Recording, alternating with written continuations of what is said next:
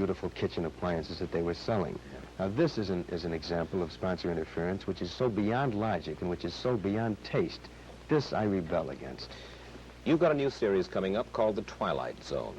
You are writing as well as acting executive producer on this one. Who controls the final product, you or the sponsor?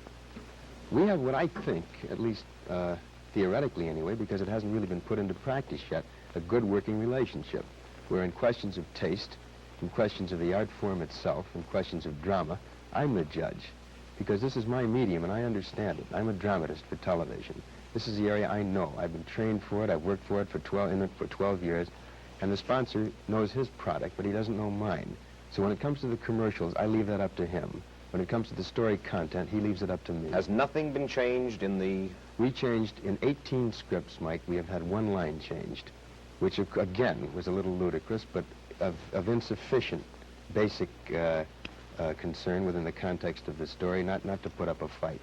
On a bridge of a British ship, a sailor calls down to the galley and asks, in my script, for a pot of tea, because I believe that it's constitutionally acceptable in the British Navy to drink tea. Yeah.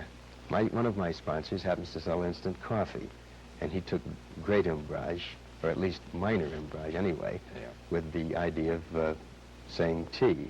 Well, we had a couple of swings back and forth, nothing serious, and we decided we'd ask for a tray to be sent up to the bridge.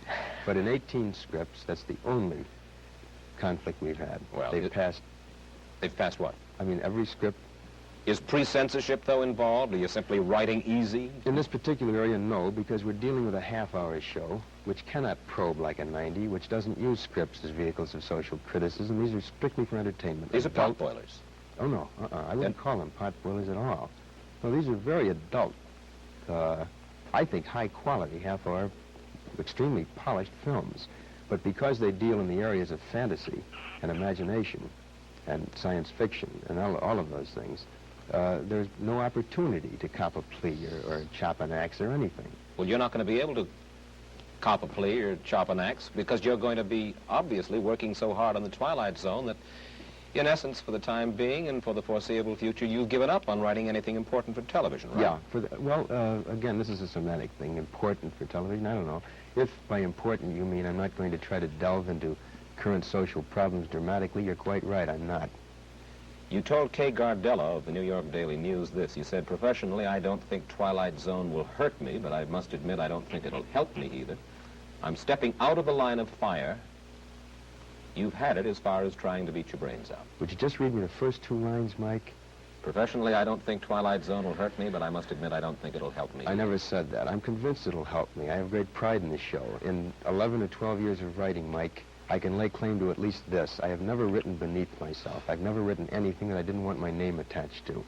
I have probed deeper in some scripts, and I've been more successful in some than others. But all of them that have been on, you know, I'll take my lick. They're mine, and that's the way I wanted them. Somebody asked me the other day if this means that I'm going to be a meek conformist, and my answer is no. I'm just acting the role of a tired nonconformist. And I don't want to fight anymore. I don't want to fight anymore. I don't want to have to battle sponsors and agencies. I don't want to have to push for something that I want and have to settle for second best. I don't want to have to compromise all the time, which in essence is what the television writer does if he wants to put on controversial themes. Well, then why do you stay in television? I stay in television because I think it's very possible to perform a function of providing adult, meaningful, exciting, challenging drama without dealing in controversy necessarily. This, of course, Mike, is not the best of all possible worlds. I am not suggesting that this is at the absolute millennium. I think it's criminal that we're not permitted to make dramatic note of social evils as they exist, of controversial themes as they are inherent in our society. I think it's ridiculous that drama, which by its very nature should make a comment